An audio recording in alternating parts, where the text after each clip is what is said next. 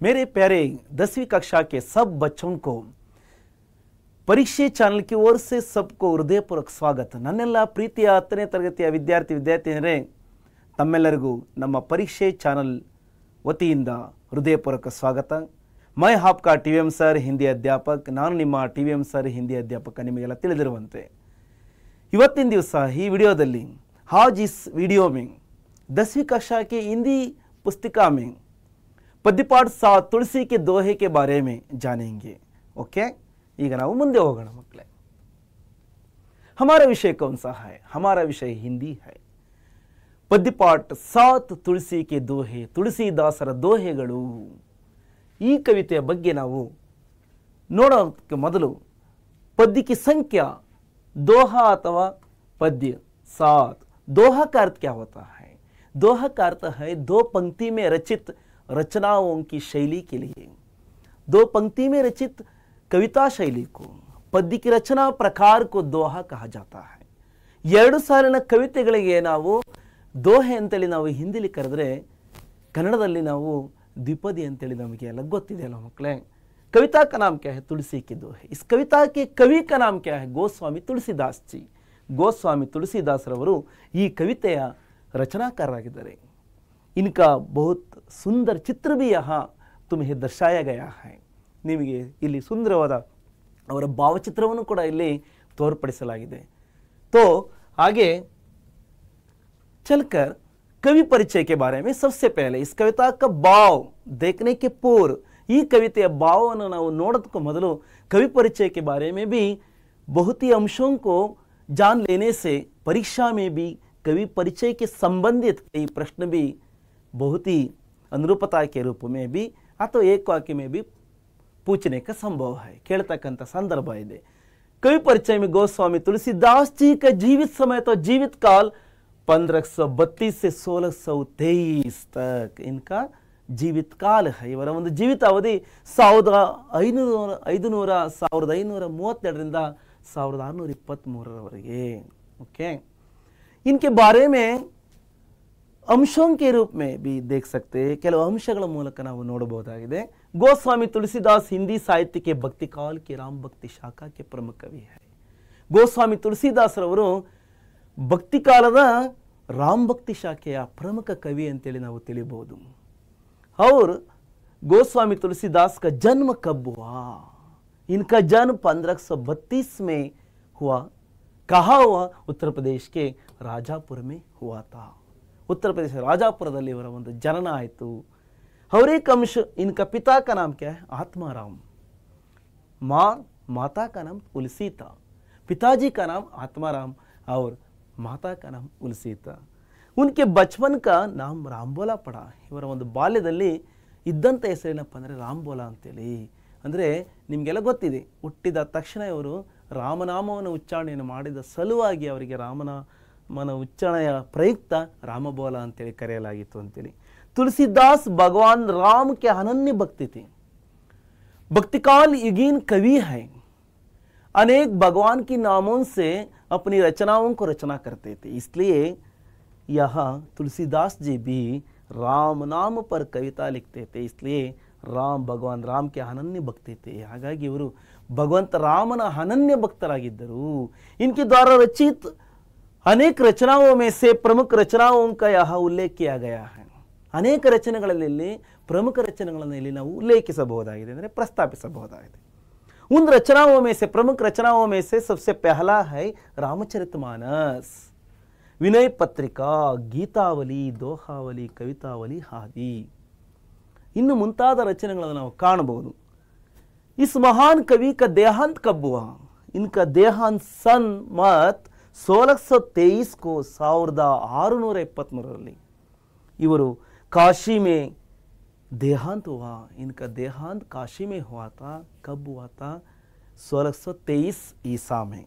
Okay मಕ್ಕಳೇ, ಇಷ್ಟು ವಿಷಯ ನಾವು ತಿಳಿದ ತರುವಾಯ ಹಾಗೆ ನಾವು ಮುಂದೆ ಹೋಗ್ತಾ, इस कविता में प्रयुक्त कई शब्दों का परिचय हमको बहुत ही अत्यावश्यक है, क्योंकि कविता का भाव समझ लेने के लिए शब्दों का अर्थ भी बहुत ही इम्पोर्टेंस है। क्योंकि अनेक शब्द पुरातन हिंदी के शब्द हैं, ಹಾಗಾಗಿ इलिರ್ತಕ್ಕಂಥ शब्दಗಳ ಅರ್ಥವನ್ನು ನಾವು ತಿಳಿಯೋಣ ಮಕ್ಕಳೇ. मुखिया का अर्थ है नेता. मुखिया का अर्थ क्या होता है? नेता मीन्स लीडर, मुखंडा. कन्नड़ा में इसका अर्थ क्या होता है? मुखंडा. अंग्रेजी में लीडर. सेकेंड वन, सकल का अर्थ संपूर्ण. संपूर्ण मीन्स संपूर्णವಾಗಿ, कंप्लीटली, पूर्णವಾಗಿ. ओके. तरुवाय. तीसरा है विश्व का अर्थ संसार. संसार का मतलब क्या होता है? विश्व, प्रपंच, जगत, दुनिया ಅಂದ್ರೆ ವರ್ಲ್ಡ್ ಅಂತಲೂ ಕೂಡ ಕರೀಬಹುದು. चौथा शब्द है कीनह का अर्थ किया, ಮಾಡಿದ, सृष्टिಸಿದ. ओके. इसके बाद कर्तार, सृष्टिकर्ता, क्रिएटर, ब्रह्म, सृष्टिकर्ता. ಕನ್ನಡದಲ್ಲಿ ಕೂಡ ನಾವು ಸೃಷ್ಟಿಕರ್ತ ಅಂತ ಕರೆಯಬಹುದು. छठा शब्द है सिक्स्थ वर्ड पई का अर्थ दूध. पई का अर्थ क्या होता है? दूध मीन्स आलू, मिल्क. ओके. परिहरी सातवां शब्द है त्यागना, बिट्टु बिडुवुदु, छोड़ना. टू लीव, बिडुवुदु. आठवां है वारी का अर्थ क्या है? जल. और एक शब्द पानी. पानी भी कह सकते हैं, नीरू अथवा जल. ओके. नवा शब्द गट. गट का अर्थ क्या है? शरीर, शरीर, देह, बॉडी. दसवां है विपत्ति, संकट, संकट, ತೊಂದರೆ, प्रॉब्लम्स. 11वां है सुकृति. सुकृति मीन्स अच्छे कार्य, ಒಳ್ಳೆಯ ಕೆಲಸ, गुड वर्क. 12वां है जीभ. अर्थात जीह का अर्थ क्या होता है? जीभ मीन्स नालिगे, टंग. 13th वन चाहसी का अर्थ क्या होता है? चारों ओर, सुत्तमुत्तल, नाल्कु कड़े. इन शब्दों का अर्थ समझ लेने के बाद आगे चलकर इस कविता का उद्देश्य क्या है, हमको पढ़ने के लिए या अभ्यास के लिए इस कविता को हमारी 10वीं कक्षा की हिंदी पुस्तिका में क्यों रखा गया है, ಏನಕ್ಕೋಸ್ಕರ ಈ ಕವಿತೆಯನ್ನು ನಮಗೆ इड़लागिदे. इस कविता का परिचय इस प्रकार समझ लेने से हमको इस कविता से एक संदेश भी प्राप्त होता है कि ಈ ಕವಿತೆಯ ಮೂಲಕ ನಮಗೆ ಒಂದು ಸಂದೇಶ ಸಿಗುತ್ತೆ. ಏನಪ್ಪ ಅಂದರೆ तुलसी के दोहों के द्वारा चात अच्छे कर्म और नैतिकता से जीवन बिताने की सीख प्राप्त कर सकते हैं. ಅಂದರೆ ನಾವೆಲ್ಲ ವಿದ್ಯಾರ್ಥಿಗಳು ಇಲ್ಲಿರ್ತಕ್ಕಂಥ ದೋಹೆಗಳ ಮೂಲಕ ನಾವು ವಿದ್ಯಾರ್ಥಿಗಳಾದ ನಾವು ಒಳ್ಳೆಯ ಕೆಲಸವನ್ನು ಮಾಡಲು ಮತ್ತು ನೈತಿಕತೆಯಿಂದ ನಾವು ಜೀವನವನ್ನು ನಿರ್ವಹಿಸಲು ಒಂದು ನಮಗೆ ಇಲ್ಲಿ ಪಾಠ ಅಂತಕ್ಕಂಥದ್ದು, ಒಂದು ಸಂದೇಶ ಅಂತಕ್ಕಂಥದ್ದು ನಮಗೆ ಸಿಗುತ್ತೆ. ವಿದ್ಯಾರ್ಥಿಗಳಾದ ನಾವು ನೀವೆಲ್ಲ ಒಳ್ಳೆಯ ನೀತಿಯುಕ್ತವಾದ ಜೊತೆಗೆ ಒಳ್ಳೆಯ ಮಾರ್ಗದಲ್ಲಿ ಒಳ್ಳೆಯ ಕೆಲಸವನ್ನು ಮಾಡ್ತಕ್ಕಂಥ ಒಂದು ಸಂದೇಶವನ್ನು ಈ ಕವಿತೆಗಳು ನಮಗೆ ಸಾರ್ತವೆ. ಹಾಗಾಗಿ ಈ ಕವಿತೆಯನ್ನು ನಮಗೆ ಈ ಒಂದು ಉದ್ದೇಶದಲ್ಲಿ ಪ್ರಸ್ತುತಪಡಿಸಲಾಗಿದೆ. ಸಾರಾಂಶ. ಈಗ ನಾವು ಸಾರಾಂಶವನ್ನು ನೋಡೋಣ. Summary in Hindi with Kannada. ಕನ್ನಡದ ಜೊತೆಯಲ್ಲಿ ನಾವು ಹಿಂದಿಯ ವಾಕ್ಯಾಂಶಗಳನ್ನು ನಾವು ಸಾರಾಂಶವಾಗಿ ಅಂದರೆ ಭಾವಾರ್ಥವಾಗಿ ನಾವು ನೋಡ್ತಾ ಹೋಗ್ಬೋದು. सबसे पहले कविता का वाचन करना. कविತೆಯ ವಾಚನವನ್ನು ಮಾಡೋಣ ಅಂದರೆ ಓದೋಣ. पहला स्टांजा है, पहला चरण है. मुखिया मुख सो चाहिए कान पान को ये, कान पान को ये पाले पोसे सकल हंग तुलसी सहित विवेक, तुलसी सहित विवेक मुखिया मुख सो चाहिए. इस पहले चरण का भाव क्या है, भावानुवाद क्या है, इस प्रकार दिया गया है. हिंदी वाक्यों से इस प्रकार समझ लेने का है. देखो, प्रस्तुत दोहे में तुलसीदास मुख अर्थात मुख और मुखिया दोनों के स्वभाव की समानता दर्शाते हुए लिखते हैं कि ಮುಖಿಯಾ ಕೋ ಮುಖಕ್ಕೆ ಸಮಾನ ಹೋನಾ ಚಾಹಿಯೇ.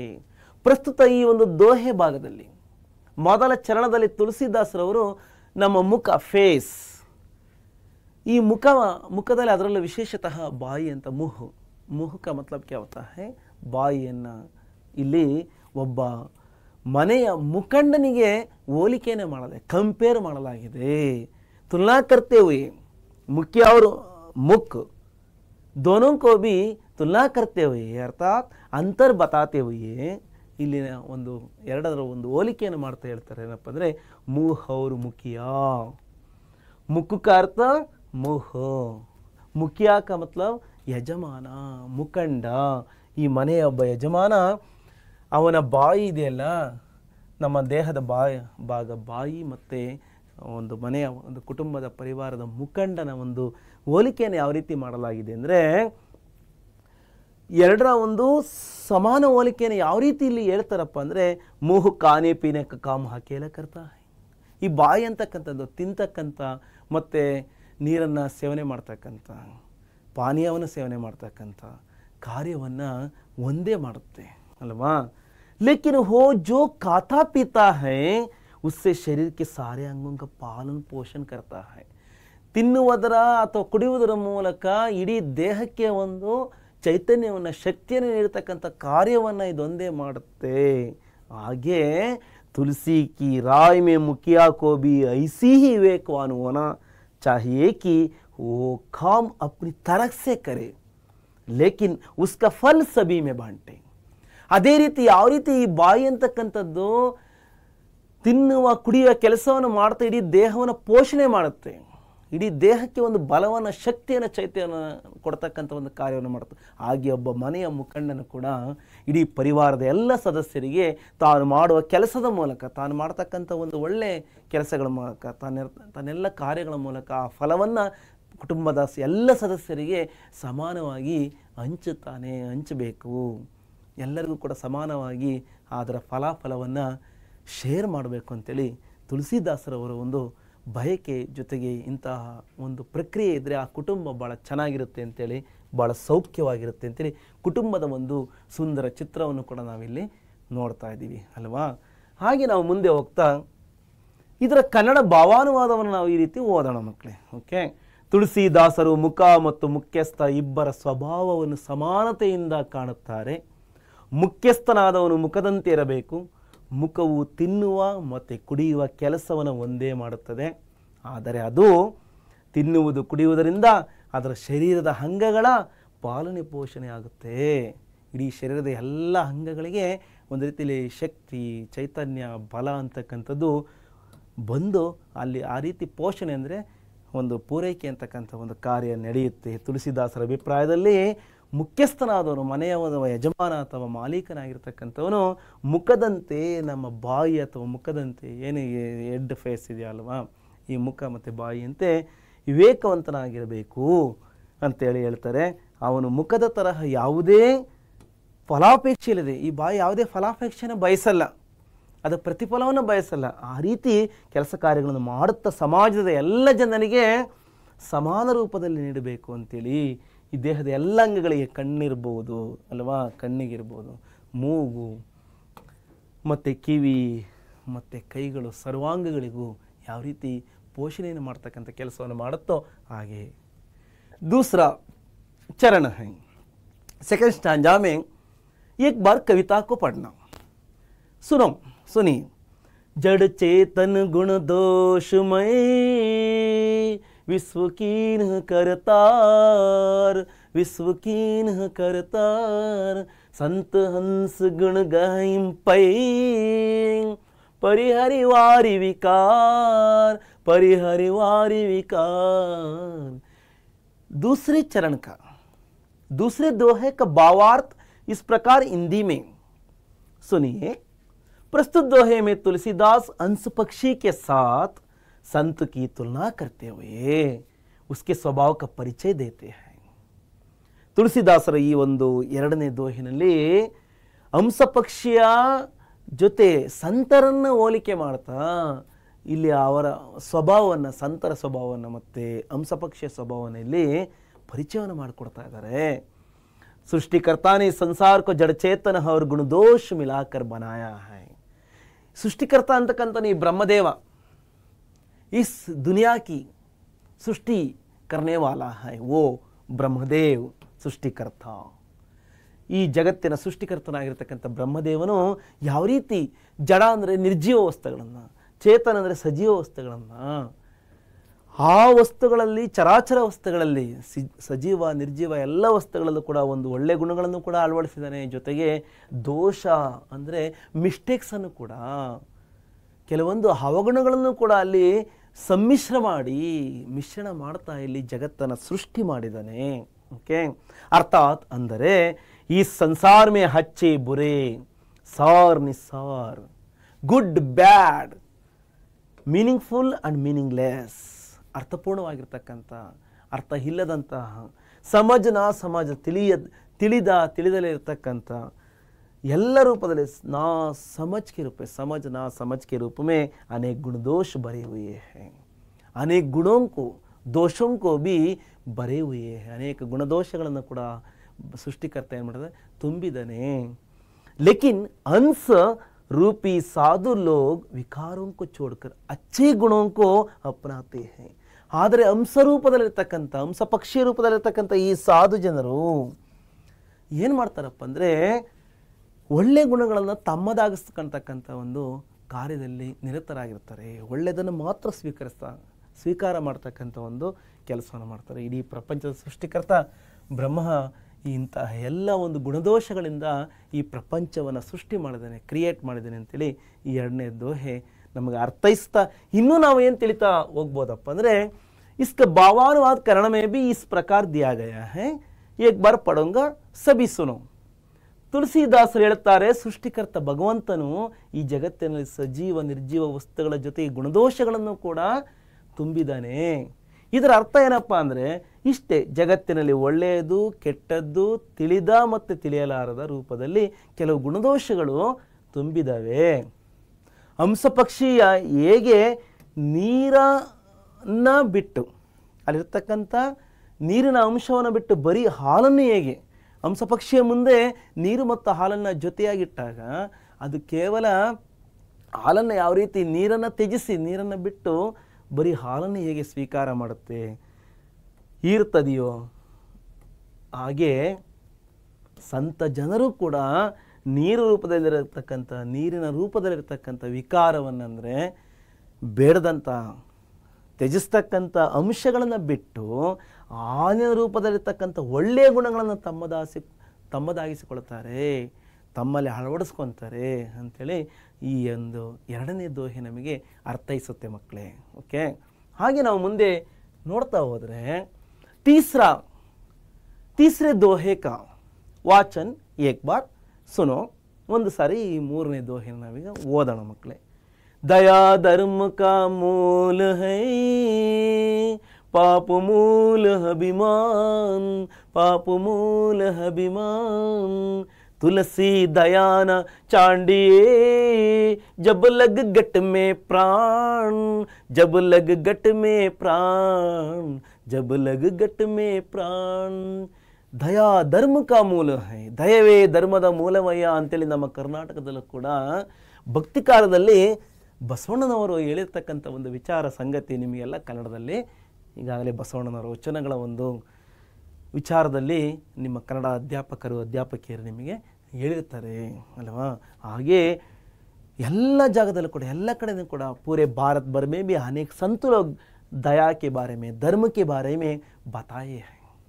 ದಯೆ ಧರ್ಮದ ಬಗ್ಗೆ ಎಲ್ಲ ಕೂಡ ಇಲ್ಲಿ ಅನೇಕ ಸಂತರು ಕೂಡ ಇಲ್ಲಿ ತಮ್ಮ ರಚನೆಗಳಲ್ಲಿ ಪ್ರಸ್ತಾಪಿಸ್ತಾ ಬಂದಿದ್ದಾರೆ. ನೋಡಿ, ಈ ದಯೆ ಮತ್ತು ಧರ್ಮದ ಬಗ್ಗೆ ಈ ದೋಹೆ ಯಾವ ರೀತಿ ಇಲ್ಲಿ ಅರ್ಥೈಸುತ್ತಪ್ಪ ಅಂದರೆ, भावार्थ इसका भावानुवाद इस प्रकार दिया गया है, हिंदी वाक्यों के साथ समझ लीजिए, क्योंकि परीक्षा में सारे बच्चे हिंदी वाक्यों में ही लिखना चाहिए. सिर्फ यहाँ कन्नड़ में तुम्हें समझाने का उद्देश्य क्या है, कन्नड़ बच्चों के लिए, कन्नड़ भाषी लोगों के लिए खूब शैली में, खूब तरीके से ಚೆನ್ನಾಗಿ ಅರ್ಥೈಸುವ ಸಲುವಾಗಿ ಇಲ್ಲಿ ಕನ್ನಡ ವಾಕ್ಯಾಂಶಗಳನ್ನು ನಿಮಗೆ ಇನ್ನೂ ಚೆನ್ನಾಗಿ ಮನದಟ್ಟಾಗಲಿ ಅಂತೇಳಿ ನಾವು ಕನ್ನಡ ವಾಕ್ಯಾಂಶಗಳನ್ನು ಇಲ್ಲಿ ತೋರ್ಪಡಿಸಲಾಗಿದೆ. ಆದರೆ ನೀವು ಪರೀಕ್ಷೆಯಲ್ಲಿ ಹಿಂದಿ ವಾಕ್ಯಗಳನ್ನು, ಹಿಂದಿ ಸೆಂಟೆನ್ಸನ್ನು ನೀವು ಮಾಡೋದನ್ನು ಪದೇ ಪದೇ ಯಾವಾಗಲೂ ಬರೀಬೇಕು. ಬರೆದಲ್ಲಿ ನಿಮಗೆ ಪರೀಕ್ಷೆಯಲ್ಲಿ ಬರೆಯೋಕ್ಕೆ ಸಾಧ್ಯ ಇಲ್ಲ. ಮುಂಚಿತವಾಗಿ ಪರೀಕ್ಷೆ ಪೂರ್ವದಲ್ಲಿ ಅಂದರೆ ಪರೀಕ್ಷೆಗಿಂತ ಮುಂಚಿತವಾಗಿ ನೀವು ರಫ್ ನೋಟಲ್ಲಿ ಪದೇ ಪದೇ ಬರೀಬೇಕು. ಒಂದು ರಫ್ ವರ್ಕಲ್ಲಿ ನೋಡಿ ಒಂದು 10 ಸರಿ ಬರೆದ್ರೆ ನೋಡ್ದಲೇ ಒಂದು 2 ಸರಿ ಬರೆದು ನೀವೇ ಸೆಲ್ಫ್ ಇವ್ಯಾಲ್ಯೂಯೇಷನ್ ಅಂತ ಮಾಡ್ಕೋಬೇಕು, ಸ್ವಯಂ ಮೌಲ್ಯಮಾಪನ ಅಂತ ಮಾಡ್ಕೊಂಡಿದ್ದೆ ಆದರೆ ನಿಮ್ಮ ಹಿಂದಿ ಭಾಷಾ ಸುಧಾರಣೆ ಆಗುತ್ತೆ.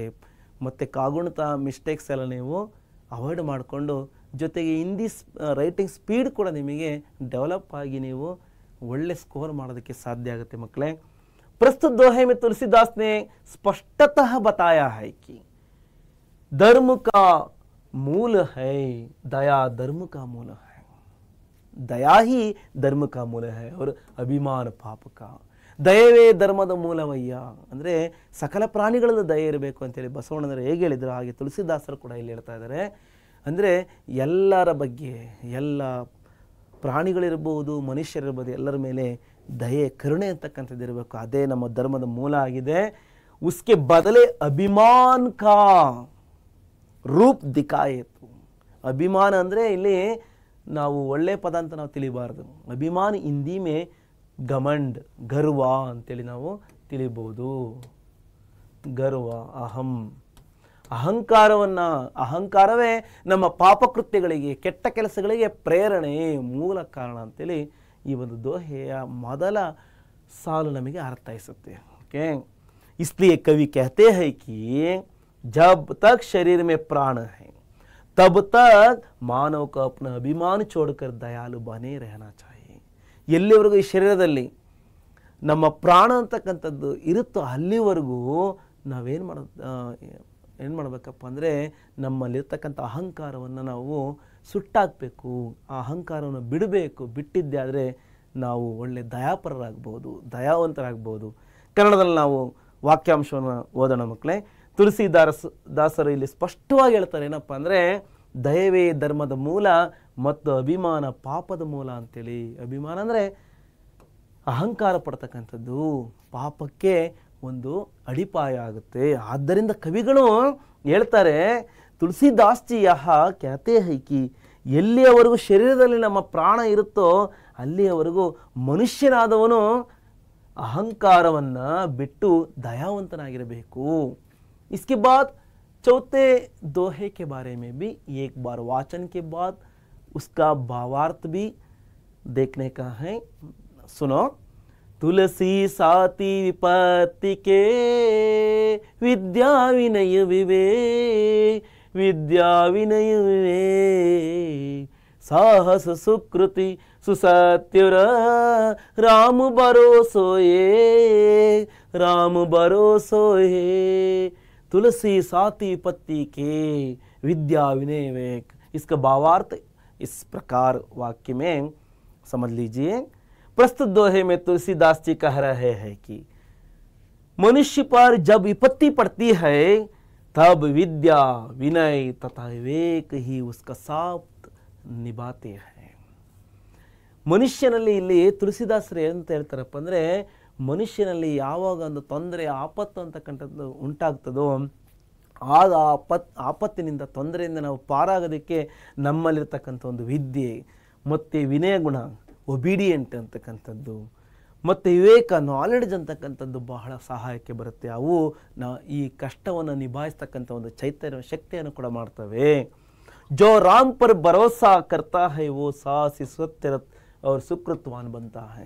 ಯಾರು ರಾಮನ ಮೇಲೆ, ರಾಮನ ಬಗ್ಗೆ, ಭಗವದ್ ರಾಮ್ ಪರ್ ಭರೋಸಾ ರಕ್ತೆ ಹೈ, ಭರವಸೆ ನೀಡ್ತಾರೆ, ನಂಬಿಕೆ ನೀಡ್ತಾರೆ ಅಂಥವರಿಗೆ ಅನೇಕ ಸಾಹಸಪೂರ್ಣವಾದ ಸಾಧನೆಗಳಿರ್ಬೋದು ಮತ್ತು ಸತ್ಯ ಮಾರ್ಗದಲ್ಲಿ ನಡೀತಕ್ಕಂಥದ್ದು, ಜೊತೆಗೆ ಒಳ್ಳೆ ಕೆಲಸಗಳನ್ನು ಮಾಡ್ತಕ್ಕಂಥ ಸುಕೃತ್ವಾನ್ ಬಂತ ಅಂದರೆ ಒಳ್ಳೆ ಕೆಲಸ ಮಾಡ್ತಕ್ಕಂಥ ಗುಡ್ ವರ್ಕರ್ ಕೂಡ ಆಗ್ಬೋದು. ಸುಕೃತ್ವಾನ್ ಹೋತಾ ಹೈ, ಅಚ್ಚೆ ಕಾರ್ಯ ಕರ್ನೆ ವಾಲ ಬಂತ ಹೈ. ತುಳಸಿದಾಸರು ಹೇಳ್ತಾರೆ, ಮನುಷ್ಯ ಯಾವಾಗ ಕಷ್ಟದಲ್ಲಿ ಬೀಳ್ತಾನೆ ಆಗ ವಿದ್ಯೆ ಮತ್ತು ವಿನಯ ವಿವೇಕಗಳು ಅವನ ಜೊತೆ ನಿಂತು ಕಷ್ಟವನ್ನು ನಿಭಾಯಿಸ್ತವೆ. ಯಾರು ರಾಮನ ಮೇಲೆ ಭರವಸೆ ನೀಡುತ್ತಾರೋ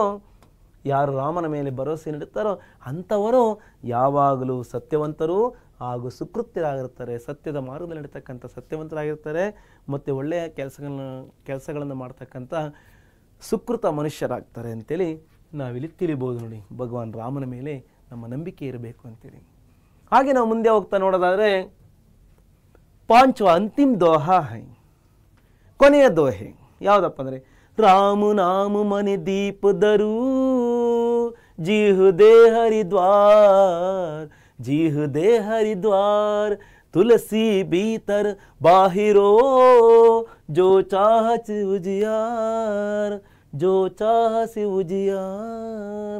तुलसीदास जी अंतिम इस दोहे में कहा है कि प्रस्तुत दोहे के द्वारा तुलसीदास जी कहते हैं कि जिस तरह देहरी पर दिया रखने से भीतर तथा आंगन में ಪ್ರಕಾಶ್ ಫೈಲ್ತಾ है ಪ್ರಸ್ತುತ ಈ ಒಂದು ದೋಹೆ ಭಾಗದಲ್ಲಿ ತುಳಸಿದಾಸರು ಏನಂತ ಹೇಳ್ತಾರಪ್ಪ ಅಂದರೆ ಯಾವ ರೀತಿಯಲ್ಲಿ ನಾವು ನಮ್ಮ ಬಾಗಿಲ ಹೊಸ್ತಿಲ ಬಳಿ ಈ ಬಾಗಿಲ ಹೊಸಿಲ ಇದೆಯಲ್ಲ ಹೊಸಿಲ ಹತ್ತಿರ ನಾವು ದೀಪವನ್ನು ಇಟ್ಟಿದ್ದೆ ಆದರೆ ಆ ಒಂದು ದೀಪ ಇಟ್ಟಾಗ ಮನೆಯ ಒಳಗೆ ಮತ್ತು ಈ ಮನೆಯ ಒಳಗೆ ಮತ್ತು ಮನೆಯ ಹೊರಗಡೆ ಬೆಳಕು ಅಂತಕ್ಕಂಥದ್ದು ಹರಡುತ್ತೆ ಅಂದರೆ ಎರಡೂ ಕಡೆ ಬೆಳಕು ಪ್ರಸಾರ ಆಗೋದಕ್ಕೆ ಸಾಧ್ಯ ಆಗುತ್ತೆ उसी तरह राम नाम जपने से मानव की आंतरिक और बाह्य शुद्धि होती है ಅದೇ ರೀತಿ ನಾವು ರಾಮನಾಮ ಸ್ಮರಣೆಯನ್ನು ಮಾಡಿದ್ದೆ ಆದರೆ भगवान राम की जपने से अर्थात स्मरण करने से हमारे आंतरिक मतलब हमारे अंदर की और बाह्य की शुद्धि होती है ನಮ್ಮ ಅಂತರಂಗದ ಮತ್ತು ಬಹಿರಂಗದ ಒಂದು ಶುದ್ಧಿ ಅಂತಕ್ಕಂಥದ್ದು ಅಂದರೆ ಒಳಿತಾಗ್ತಕ್ಕಂಥ ಒಂದು ದಿಸೆ ನಮಗೆ ಉಂಟಾಗುತ್ತೆ ಅಂತೇಳಿ ಈ ಒಂದು ಕೊನೆಯ ದೋಹೆ ಭಾಗದಲ್ಲಿ ತುಳಸಿದಾಸರು ನಮಗೆ ಅರ್ಥೈಸ್ತಾರೆ. ಇಲ್ಲಿ ನಾವು ಕನ್ನಡದಲ್ಲಿ ತಿಳಿಯೋದಾದರೆ ಮಕ್ಕಳೇ, ತುಳಸಿದಾಸರು ರಾಮನಾಮದ ಮಹಿಮೆಯ ಕುರಿತು ಇಲ್ಲಿ ಹೇಳ್ತಾ ಇದ್ದಾರೆ. ಯಾವ ರೀತಿಯಾಗಿ ಮನೆಯ ಹೊಸ್ತಿಲ ಮೇಲೆ ದೀಪವನ್ನು ಇಡೋದರಿಂದ, ಹೊಸ್ತಿಲ ಮೇಲೆ ಅನ್ನೋದಕ್ಕಿಂತ ಹೊಸ್ತಿಲ ಬಳಿ ಇಡೋದರಿಂದ ಮನೆಯ ಒಳಗೆ ಮತ್ತು ಹೊರಗೆ ಬೆಳಕನ್ನು ಹರಡುತ್ತದೆ.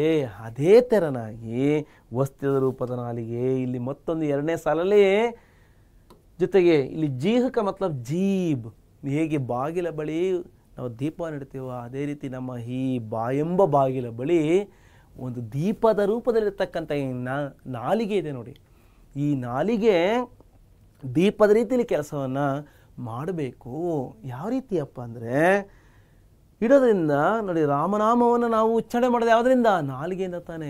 ಅಂದರೆ ಒಳ್ಳೆ ಮಾತುಗಳನ್ನು ಆಡೋದು ಅಂತ. ರಾಮನಾಮ ಅಂದ್ರೇನೇನು?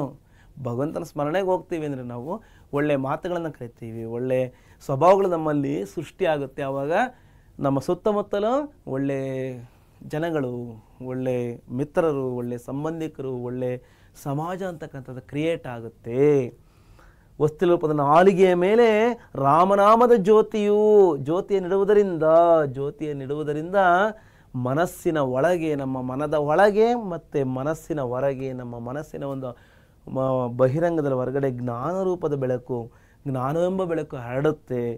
ಮತ್ತು ರಾಮನಾಮ ಜಪಿಸುವುದರಿಂದ ಮನುಷ್ಯನ ಅಂತರಂಗ ಮತ್ತು ಬಹಿರಂಗ ಏನಾಗುತ್ತಪ್ಪ ಅಂದರೆ ಬಹಳ ಶುದ್ಧಿ ಆಗುತ್ತೆ, ಅಂದರೆ ಕ್ಲೀನ್ ಆಗುತ್ತೆ ಅಂತೇಳಿ ನಮಗಿಲ್ಲಿ ತೋರ್ಪಡಿಸಿದ್ದಾರೆ. ನಮ್ಮ ಆಂತರ್ಯದಂದರೆ ಹೃದಯ ನಿರ್ಮಲವಾಗುತ್ತೆ. ರಾಮನಾಮವನ್ನು ಜಪ ಮಾಡೋದ್ರಿಂದರೆ, ಮಣಿಮಾಲೆಗಳನ್ನು ಇಟ್ಕೊಂಡು ಜಪ ಮಾಡೋದ್ರಿಂದ ಅಂದರೆ ಮನಸ್ಸೆಂಬ ಮಣಿಮಾಲೆಯನ್ನು ಇಲ್ಲಿ ನಾವು ಧರಿಸಬೇಕು. ಇಷ್ಟೆಲ್ಲ ನಾವು इन 5 दोहे के भावार्थ समझ लेने के बाद इसके बारे में हमारे मन में एक मनोनक्शा की रचना कर लेने से बहुत ही फायदा है. ನಮ್ಮ ಮನಸ್ಸಿನ ಅಂಗಳದಲ್ಲಿ ಒಂದು ಮೈಂಡ್ ಮ್ಯಾಪ್ ಅಂತ ಮನೋನಕ್ಷೆಯನ್ನು ನಾವು ಒಂದು ಗ್ರಾಫನ್ನು ಕ್ರಿಯೇಟ್ ಮಾಡ್ಕೊಂಡಿದ್ದೆ ಆದರೆ ಇಡೀ ಪದ್ಯದ ಪೂರ್ಣಾಂಶ ಆ ಶಬ್ದಗಳಲ್ಲಿ ಅಡಕವಾಗಿರುತ್ತೆ. ಅಡಕವಾದಾಗ ನಾವು ಪರೀಕ್ಷೆಯಲ್ಲಿ ನಮಗೆ ಪಟಾಪಟ ಅಂತೇಳಿ ಕ್ವಿಕ್ ಆಗಿ ಜರೂರಾಗಿ ಬರೆಯಕ್ಕೆ ಸಾಧ್ಯ ಆಗುತ್ತೆ ಮಕ್ಕಳೇ. इस कविता का नाम क्या है? तुलसी के दोहे. इस कविता के कवि का नाम क्या है? तुलसीदास जी है, गोस्वामी तुलसीदास जी. इनके बारे में भी कवि परिचय पढ़ना जरूरी है और अत्यावश्यक है. राम भक्ति शाखा के प्रमुख कवि हैं. इनका जन्म कहाँ हुआ, कब हुआ और साथ में इनके बचपन का नाम क्या था, इनके द्वारा रचित रचनाओं के बारे में भी, ಅವರ ಮೂಲಕ ರಚನೆ ಆಗಿರತಕ್ಕಂಥ ಪ್ರಮುಖ ರಚನೆಗಳು ಯಾವೆಲ್ಲ ಅವೆಲ್ಲ ನಾವು ತಿಳ್ಕೊಂಡಿದ್ದೀವಿ. ಹಾಗೆ ಅದು ಯಾವಾಗಲೂ ಸದಾ ನೆನಪಲ್ಲಿರಬೇಕು. और साथ में भावार्थ. सबसे पहला दोहे में किस विचार के बारे में बताया गया, ಯಾವ ವಿಚಾರದ ಬಗ್ಗೆ ಅಲ್ಲಿ ಹೇಳಲಾಗಿದೆ. ಮುಖ್ और ಮುಖ್ಯ के बारे में, ಮುಖ್ಯ ಮುಕ್ಕು ಸೋಚಾಹಿ ಅಂತೇಳಿ उसके बाद दूसरे चरण में संत हंस का गुण के बारे में जड़ चेतन गुಣ ದೋಷಮಯ ಸ್ಟಾಂಜದಲ್ಲಿ ನಮಗೆ ಸಂತರು ಮತ್ತು ಹಂಸಪಕ್ಷಿಯ ಒಂದು ಹೋಲಿಕೆಯನ್ನು ಮಾಡಲಾಗಿದೆ. ಹಂಸಪಕ್ಷಿ ಯಾವ ರೀತಿ ನೀರನ್ನು ಬಿಟ್ಟು ಹಾಲನ್ನು ಸೇವನೆ ಮಾಡ್ತಾ, ಹಾಗೆ ನೀರಿನ ರೂಪದಲ್ಲಿರ್ತಕ್ಕಂಥ ವಿಕಾರವನ್ನು ತ್ಯಜಿಸಿ ಹಾಲಿನ ರೂಪದ ಗುಣಗಳನ್ನು ಸಂತರು ಅಳವಡಿಸ್ಕೊತಾರೆ ಅಂತೇಳಿ ನಾವು ಎರಡನೇ ದೋಹೆನಲ್ಲಿ ನಾವು ಅರ್ಥೈಸ್ಕೊಂಡ್ವಿ. तीसरे दोहे में दया के बारे में, दया ही धर्म का मूल है. ಇದರ ಬಗ್ಗೆ ನಾವು ದಯೆಯ ಬಗ್ಗೆ, ಕರುಣೆಯ ಬಗ್ಗೆ ನಾವಿಲ್ಲಿ ನಾವು ಬಸವಣ್ಣನವರ ಒಂದು ಸಂಗತಿಯನ್ನು ಕೂಡ ನಾವು ತಿಳ್ಕೊಂಡ್ವಿ. ಹಾಗೆ ತುಳಸಿದಾಸರು ಕೂಡ ಅದಕ್ಕೆ ಹೆಚ್ಚಿಗೆ ಒತ್ತನ್ನು ಕೊಟ್ಟಿದ್ದಾರೆ. ದಯೆಯೇ ನಮ್ಮ ಒಂದು ಧರ್ಮದ ಮೂಲ ಆಗುತ್ತೆ. ದಯೆ ಬದಲಿಗೆ, ಕರುಣೆ ಬದಲಿಗೆ ನಾವು ಅಭಿಮಾನವನ್ನು ಇಟ್ಕೊಂಡಿದ್ದಾರೆ. ಅಂದರೆ ಅಹಂಕಾರವನ್ನು ನಾವು ಧರಿಸಿದ್ದೇ ಆದರೆ ಎಂತಹ ಒಂದು ಅನರ್ಥಕ್ಕೆ ನಾವು ದಾರಿ ಆಗುತ್ತೆ ಅಂತೇಳಿ, ಅದರಿಂದ ನಾವು ಪಾಪಕೃತ್ಯಗಳಿಗೆ ನಾವು ಹೋಗ್ತೀವಿ ಅಂತೇಳಿ ನಾವು ಅರ್ಥ ಮಾಡ್ಕೊಂಡ್ವಿ. उसके बाद चौथा पद्यांश है, अर्थात चौथे स्टांजा में विपत्ति के समय में विद्या, विनय और विवेक साथ निभाते हैं. ವಿದ್ಯೆ ಮತ್ತು ವಿನಯ ಮತ್ತು ವಿವೇಕಗಳು, ಈ ಮೂರು ಅಂಶಗಳು ನಮಗೆ ಸಂಕಷ್ಟದ ಸಮಯದಲ್ಲಿ ಜೊತೆಯಾಗ್ತವೆ. ಸಂಕಷ್ಟವನ್ನು, ವಿಪತ್ತನ್ನು, ಪ್ರಾಬ್ಲಮ್ಸನ್ನು ಯಾವ ರೀತಿ ನಾನು ಸಾಲ್ವ್ ಮಾಡ್ಕೋಬೇಕು ಅಂತೇಳಿ ನಮಗೆ ವಿದ್ಯೆ, ನಾವು ಕಲಿತಿರ್ತಕ್ಕಂಥ ವಿದ್ಯೆ, ನಮ್ಮಲ್ಲಿರ್ತಕ್ಕಂಥ ಒಂದು ವಿನಯ ಗುಣಗಳು ಮತ್ತು ನಮ್ಮಲ್ಲಿರ್ತಕ್ಕಂಥ ಒಂದು ಜ್ಞಾನ ಅಂತಕ್ಕಂಥದ್ದು ತಿಳುವಳಿಕೆಯನ್ನು ಕೊಟ್ಟು ನಮ್ಮನ್ನು ಪಾರು ಮಾಡೋದಕ್ಕೆ ಒಂದು ಹೊಸ ಮಾರ್ಗಗಳನ್ನು ತೋರಿಸ್ಪಡಿಸುತ್ತೆ. ಅಂತಿಮ दोहे में राम नाम जपने से राम नाम मणि दीप दरु. इस दोहे की स्टांजा में राम पर भरोसा रखने के लिए, अर्थात विश्वास रखने को, राम नाम जपने से क्या फ़ायदा है. एक उदाहरण भी दिया गया था कि दहलीज के नज़दीक दिया रखने से, दिया मीन्स दीप रखने से किस तरह प्रकाश फैलता है घर के अंदर और बाहर भी, ಮನೆಯ ಒಳಗೆ ಮತ್ತು ಹೊರಗೆ ಯಾವ ರೀತಿ. ಓಕೆ, ಇಂತಿಷ್ಟು ನಾವು ಈ ಒಂದು ಮೈಂಡ್ ಮ್ಯಾಪನ್ನು ನಾವು ಸೃಷ್ಟಿ ಮಾಡ್ಕೊಂಡಾದ್ಮೇಲೆ इन सब दोहों के बारे में अभ्यास के प्रश्नों पर भी, प्रश्नों की ओर भी हम लोग ध्यान देने के साथ साथ बहुत अभ्यास करना चाहिए. पढ़ने के साथ साथ लिखना भी चाहिए. एक वाक्य, 2-3 वाक्य और अनुरूपता प्रश्न, भावार्थ जोड़कर लिखिए. ಇವೆಲ್ಲವನ್ನು ನಾವು ಅಭ್ಯಾಸ ಮಾಡಬೇಕು. ಜೊತೆಗೆ इन सभी दोहों को, अर्थात 5 दोहे का भी कंठस्थ करना चाहिए, ಬಾಯಟ್ ಮಾಡಬೇಕು. ಓಕೆ ಮಕ್ಕಳೇ, ಇದು ನಮಗೆ ಮೈಂಡ್ ಮ್ಯಾಪ್ ಭಾಳ ಹೆಲ್ಪ್ ಆಗುತ್ತೆ. ನೀವು ಇದನ್ನು ಕೂಡ ನೀವು ಏನು ಮಾಡಿ, ಸ್ಕ್ರೀನ್ಶಾಟನ್ನು ತಗೊಳ್ಳಿ, ಜೊತೆಗೆ ಅದನ್ನು ಹಾಗಾಗಿ ಮನನ ಮಾಡ್ಕೊಳ್ಳಿ ಅಂತ ಹೇಳ್ತಾ, ಹಾಗೆ ನಾವು ಮುಂದೆ ಹೋಗೋದಾದರೆ ಇಸ್ ದೋಹೆ ಕಾ ಆಶಯ ಕ್ಯಾ ಹೈ. ಒಟ್ಟಾರೆ ಈ ದೋಹೆ ನಮಗೆ ಎಂತಹ ಒಂದು ಅಭಿಲಾಷೆಯನ್ನು ನಮಗೆ ಇಟ್ಟಿದೆ ಅಂದರೆ, तुलसीदास जी ने दोहों में मुखिया के लक्षण के बारे में, ये घर के मुखिया के लक्षण कैसे रहना चाहिए और साथ में संत का स्वभाव, संतों की स्वभाव कैसा रहता है, संत लोगों की स्वभाव आदि का प्रकाश डाला है. साथ ही उन्होंने दया धर्म का महत्व, तुलसीदास जी ने दया धर्म का महत्व के बारे में और अभिमान से क्या नष्ट होता है और क्या त्याग करने से हमको जीवन बहुत ही सुगम और सुंदर रहता है, विवेक युक्त व्यवहार करने से और राम पर विश्वास रखने से, राम नाम जपने से आदि अंशों को इत्यादि का बखान करते हुए, ಮುಂತಾದ ಅಂಶಗಳನ್ನು ನಮಗೆ ಇಲ್ಲಿ वर्णना करते हुए, बखान का मतलब क्या होता है, बखान का अर्थ होता है कि वर्णना, प्रशंसा करते हुए सुझाव दिया है कि इंसान को, मनुष्य को ನೀತಿಯುಕ್ತ ಜೀವನ ಬಿತಾನ ಚಾಯಿ. ಎಲ್ಲ ಅಂಶಗಳನ್ನು ಅಳವಡಿಸ್ಕೊಳ್ತಾ ಮನುಷ್ಯ ನೀತಿಪೂರ್ಣವಾದ ನೀತಿ ಮಾರ್ಗದಲ್ಲಿ ಜೀವನವನ್ನು ನಡೆಸಬೇಕು ಅಂತೇಳಿ ಒಟ್ಟಾರೆ ಕವಿತೆಯ ಆಶಯ. इस कविता का अर्थात इन दोहों की, इन सब दोहे का आशय है. ಎಲ್ಲ ದೋಹೆಗಳು ಒಟ್ಟಾರೆ ಇಷ್ಟು ಆಶಯವನ್ನು, ಅಂದರೆ ಅಭಿಲಾಷೆಯನ್ನು, ಹಾರೈಕೆಯನ್ನು ನಮಗೆ ಕೊಡಮಾಡುತ್ತೆ. ಭಗವಾನ್ तुलसीदास जी, भक्तकालीन भक्त कवि तुलसीदास जी इस तरह हमारे लिए इन अंशों के आशय से इस कविता को दिया गया. ಈ ಕವಿತೆಯನ್ನು ನಮಗೆ ಈ ರೀತಿ ಕೊಟ್ಟಿದ್ದಾರೆ ಅಂತ ಹೇಳ್ತಾ, ಇಷ್ಟೆಲ್ಲ ಅಂಶ ನಾವು ತಿಳ್ಕೊಂಡ ಮೇಲೆ ನಮ್ಮ ಪರೀಕ್ಷೆ ಯೂಟ್ಯೂಬ್ ಚಾನಲಲ್ಲಿ ನೀವೆಲ್ಲ ಎಲ್ಲ ವಿಷಯಗಳನ್ನು ನೋಡ್ತಾ ಇರಿ, ಅಭ್ಯಾಸ ಮಾಡ್ತಾಯಿರಿ. ಚೆನ್ನಾಗಿ ಅಭ್ಯಾಸ ಮಾಡಿ ಒಳ್ಳೆ ಸ್ಕೋರನ್ನು ಮಾಡಿ, ಅದೇ ನಮ್ಮ ಅಭಿಲಾಷೆ ಕೂಡ ಆಗಿದೆ. ಜೊತೆಗೆ ನಿಮಗೇನೆಲ್ಲ ಸಮಸ್ಯೆ, ಏನೆಲ್ಲ ಪ್ರಶ್ನೆಗಳು ಇದ್ದರೆ ಅದನ್ನು ನೀವು ಕಾಮೆಂಟ್ ಬಾಕ್ಸಲ್ಲಿ ಹಾಕಿದರೆ ನಾವು ಕೂಡಲೇ ತಕ್ಷಣ ಆ ಎಲ್ಲ ಪ್ರಶ್ನೆಗಳಿಗೆ ನಿಮಗೆ ಉತ್ತರವಾಗಿ ಖಂಡಿತ ರಿಪ್ಲೈ ಮಾಡ್ತೀವಿ. ಜೊತೆಗೆ ಟೆಲಿಗ್ರಾಮ್, ಇನ್ಸ್ಟಾಗ್ರಾಮಲ್ಲೂ ಕೂಡ ನಿಮಗೆ ಲಭ್ಯ ಇದ್ದೀವಿ. ಜೊತೆಗೆ ನಾವು ವಾಟ್ಸಪ್ ಚಾನಲಲ್ಲೂ ಕೂಡ ನಿಮಗೆ ಸಿಗ್ತೀವಿ. ಹಾಗಾಗಿ ನೋಡಿ, ಮತ್ತೊಬ್ಬರಿಗೂ ಕೂಡ ಶೇರ್ ಮಾಡಿ ಮರಿಬೇಡಿ. ಮತ್ತೆ ನಾನು ಮುಂದಿನ ವಿಡಿಯೋದಲ್ಲಿ ಮತ್ತೊಂದು ಪಾಠ ಪದ್ಯಾಂಶದ ಮೂಲಕ ಮುಖಾಮುಖಿ ಆಗ್ತೀನಿ ಮಕ್ಕಳೇ. ಅಲ್ಲಿವರೆಗೂ ಎಲ್ಲರಿಗೂ ಧನ್ಯವಾದಗಳು.